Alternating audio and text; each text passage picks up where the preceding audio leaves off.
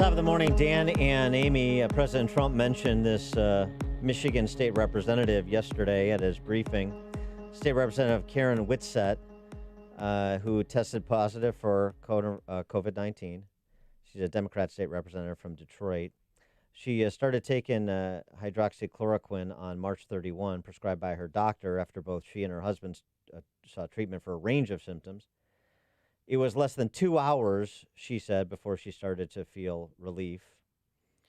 She said she was familiar with the quote-unquote wonders of HCQ from an earlier bout with Lyme disease, does not believe she would have thought to ask for it or her doctor would have prescribed it had not President Trump been touting it as a possible treatment. Oh. It has a lot to do with the president bringing it up, Whitsett said. He's the only person who has the power to make it a priority. Interesting anecdote. But it's interesting nonetheless. Dr. Tony Fauci was asked about HCQ again at yesterday's briefing, and he had this to say. So we have two things that are simultaneously going on. We're having actual formal clinical trials and the off-label use. So is there any problem with doing it, doing both rather than doing either or? In other words, the off-label use prescribed by a doctor, as in the case of this Detroit state rep, to see if it might be helpful with a particular patient's profile, and then also doing the clinical trials to get the scientifically significant information you need to make a more general statement about its applicability as a therapeutic. For more on that question, we're pleased to be joined by Dr. William Haseltine. He is the president of Access Health International, as well as chairman of the Haseltine Foundation for Science and the Arts. He's a former professor at Harvard Medical School and Harvard School of Public Health, and he is well known for his pioneering work on cancer, HIV/AIDS, and genomics. His most recent book, Voices in Dementia Care, Reimagining the Culture of Care. Dr. Haseltine, thanks so much for joining us. Appreciate it. My pleasure. Thank you. So you were on Fox News Channel with Dana Perino the other day, and you were pretty pessimistic about HCQ and sort of wanted to tamp down the enthusiasm for HCQ as a possible therapeutic writ large. But is there any issue with what Dr. Fauci said, the idea that it's okay for off-label use per the FDA, but we're also doing clinical trials? It doesn't need to be an either or. I have enormous respect for Dr. Fauci, and I think it's important to listen to the nuances of what he actually said. He has stressed the importance of clinical trials, which are important. If you don't know, you've got to do a clinical trial to know. And the first thing you would say is, we don't know whether that drug works at all for COVID. There are reports from small trials in China that it works and a little bit, and there's some reports that it doesn't work at all. And in fact, some patients do a little bit worse. But the real issue with off-label use is possible effects that aren't intended. I just got a note from somebody whose wife used the drug off-label and died. And she died of a heart attack. A heart attack is a consequence of unintended consequences of the use of that drug for people who are at risk. It is known to cause heart attacks, and the more number of people who take it, the larger of deaths there will be result from taking hydroxychloroquine. It is not a drug you should take without your doctor's recommendation and without specific knowledge of your underlying health conditions and the other drugs that you take. Well, what if It is not a passive, it's not a harmless drug, right in any sense. You're on it, you're on a ventilator, this is your last chance. Should doctors try it? The HCQ plus, the Z-Pak or the zinc? They could try it, but there's no evidence that it works. Right. So, I mean, just going back to what you just said, So, is with a doctor. So is there a risk? Yeah, there's a risk you could survive the ventilator, and you might not survive the ventilator. Let me be a little more specific. Please. One of the things we now know this virus does, and we're learning every day more things it does, is in some people it gives them what's called hypercoagulation. That means you're likely to get more heart attacks and more strokes. And in that situation, a drug like hydroxychloroquine is not the right thing to take, nor is erythromycin, because erythromycin is also known to induce heart attack in some patients. So these aren't harmless drugs. It's not like drinking water. It's not like taking a homeopathic remedy. It is unlikely to do much. These are powerful drugs that have negative side effects. And until the data is in on whether they work or not, I would not advise it. And I don't think it's a good idea. Well, okay, but I'm a little confused because on the one hand you say, I mean, and I understand, waving the flag that this is a powerful drug, this is not to be taken lightly, considered lightly. But you just said previous to that look, you don't take it without a doctor's advice and counsel and consent and agreement. So, and it seems to me that that's sort of what's happening right now. I spoke with Dr. Jonathan Ellen, who's an epidemiologist and former CEO of Johns Hopkins All Children's Hospital yesterday. And he had a piece in City Journal, The Necessary Waiting Game, making the exact same point you're making about clinical trials. But he also said that the off-label use is for when clinical trials aren't available, participation isn't feasible. And so, again, with your doctor's consent, with your saying that this makes sense, your patient profile, here are the possible risks, here are the possible side effects, but on balance, it's worth the risk based on your condition. Why is that not okay? What's worth the risk? Taking something you know is going to have very little effect? I tell you what we already know about hydroxychloroquine. It's going to have very little effect, if any effect. Because when you do studies, and you get some studies that say it has a little effect, and some say it has no effect, the net result of that is you already know the answer. I want you to ask another question. A lot of people are being given hydroxychloroquine in the hospitals today. A lot of people are dying today. If that drug were working, do you think so many people would be dying? Well, look, I'm not saying it's a panacea. First of all, I'm not in a position to make that determination. I'm not a medical professional or doctor, but I'm not saying it's a panacea. I'm just going based on, look, these interesting anecdotes, and I know the plural of anecdote is not data, and I'm all for the clinical trials. That's right. I just don't understand why you have to make it an either or. And again, there are medical professionals who do have this knowledge. The reason that you'd be more cautious if you don't know is you do know that it can have negative and even lethal consequences. And the more people that take it, the more those lethal consequences of both drugs, azithromycin and hydroxychloroquine, will appear. So if you don't know it's going to work, why do it?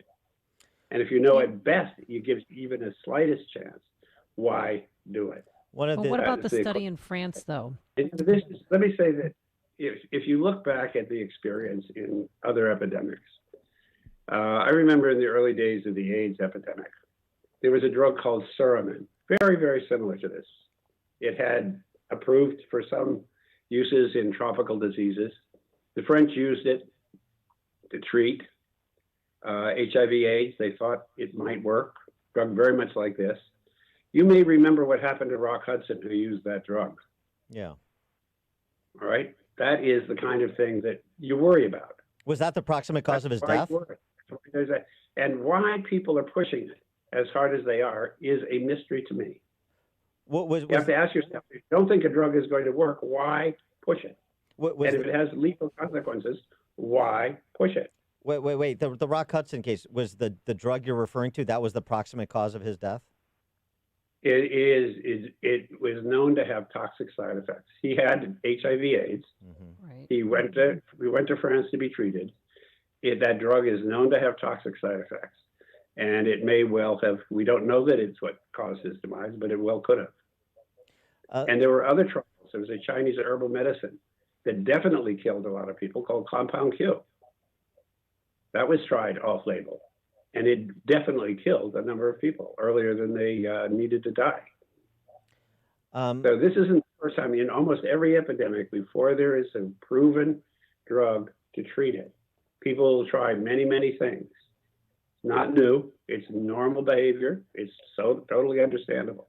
What isn't understandable is why a powerful political leader would undertake to advertise an unproven remedy.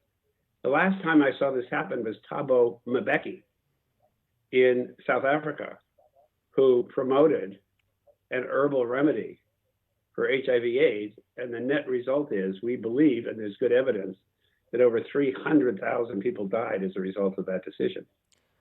right. I It's think. not a wise thing to do. Well, I think there's sort of this, and I don't think Trump alone shares this, but it's this idea that there's a right to try. I mean, it's sort of the what have you got to lose? And I know you're answering that in part, but I mean, Your life. I'm answering your question. It's this right to try attitude that Americans have. Well, it's your life is what you have to lose. And so nobody's saying you don't have a right to try. People can risk their own life. But why a political leader should promote an unproven and possibly dangerous remedy is the question you should be asking. Well, okay. But people have a right to try. Well, okay. Well, maybe he was citing, well, he did cite the French study where they had 80 patients, and then once they took HCQ plus the Z-Pack. That study is deeply, deeply flawed, as anybody in the medical profession would tell you. And the other thing that it's very difficult to tell, let me just give you one of the problems with these anecdotal stories. 80% of people who have this disease recover spontaneously. Right. It's very difficult to know if you give somebody a drug and they recover and you're not doing a clinical trial. Was it the spontaneous recovery or was it the drug? Well, and look, we have 4,000. They recovered. You could say water did it. No, I understand, but we have 4,000 people, so 4,000 odd people in clinical trials right now with HCQ too. So we should have an answer in the foreseeable future to this question, right? We should. Okay. Let me ask you about something else that you do believe in that you previously mentioned as a potential antiviral treatment, and that's convalescent blood plasma. Discuss that. Right. Well, that's one of the oldest remedies that ever been tried. It's over 100 years old for infectious diseases, and that's taking the plasma from somebody who's recovered and using it to treat somebody who's got the same disease. There is evidence from the SARS and MERS epidemics, which are quite similar to this, that can work. There is those remedies are being tried. The issue with that is whose serum and how good is that particular serum going to be. And the way you deal with that is you collect serum, you measure the serum or the plasma that has the highest concentration of protective antibodies in it. You purify that and you administer something called hyperimmune IgG. In my understanding, the most recent use of that was for a respiratory syncytial virus. And it's been used for it is used for other viruses like cytomegalovirus. It's an effective way to treat. And if we have enough of it, it may be an effective way to help protect healthcare workers as well, which is something we badly need to do. What if we marshaled all the resources available today? What's the time horizon for something like that to be widely available? Well, it's available now, and I know that there are very active programs in New York and Massachusetts and other major cities where people are collecting convalescent sera. And the more people that recover, the more opportunities there are going to be. And so that's a reality in some places today. Use of convalescent sera, and very shortly, use of hyperimmune gamma globulin will be a reality for treatment for patients very, very shortly, if it's not already available in some places. But does that have to still go through those same double-blind random clinical trials? I don't think it's going to have to. Okay. I think once you make hyperimmune gamma globulin and you begin to use the purified fractions, it will be going through some trials. But for the serum, you don't have to do that. He is Dr. William Haseltine, Chair and President of Access Health International, as well as Chairman of the Haseltine Foundation for Science and the Arts, former professor at Harvard Medical School and Harvard School of Public Health, well known for his pioneering work on cancer, HIV/AIDS, and genomics. His most recent book, Voices in Dementia Care, Reimagining the Culture of Care. Dr. Haseltine, thanks so much for joining us. Appreciate it. Thank you. And he joined us on our turnkey.pro answer line. This is the morning show more Chicago radio listeners are choosing. This is Chicago's Morning Answer on AM 560. The Answer. If you're in HR, you're probably wearing a lot of hats. Recruiter, team builder, trainer, mediator, policymaker, and of course, paper pusher. But not anymore. Bamboo HR is the #1 HR software for small and medium businesses. It manages all your employee data easily and automates countless tasks, so you can focus on people, not paperwork. Bamboo HR frees you from spreadsheets, so you can do your real job, creating a great place to work. If the data shuffle and paperwork mountain have you ready to hang up all your hats, you're ready for Bamboo. If you handle HR records and paperwork, Bamboo HR is a dream. Let us free up your time and put your days of pushing paperwork behind you, so you can focus on the people and making your company a great place to work for everyone. Try PC Magazine's top pick for HR software free today. Just go to bamboohr.com/HR. This is a limited offer, only available to radio listeners at bamboohr.com/HR. That's bamboohr.com/HR. Hey, in these anxious times, it's hard to take care of yourself, but that's your #1 responsibility. And to do that, you need to have a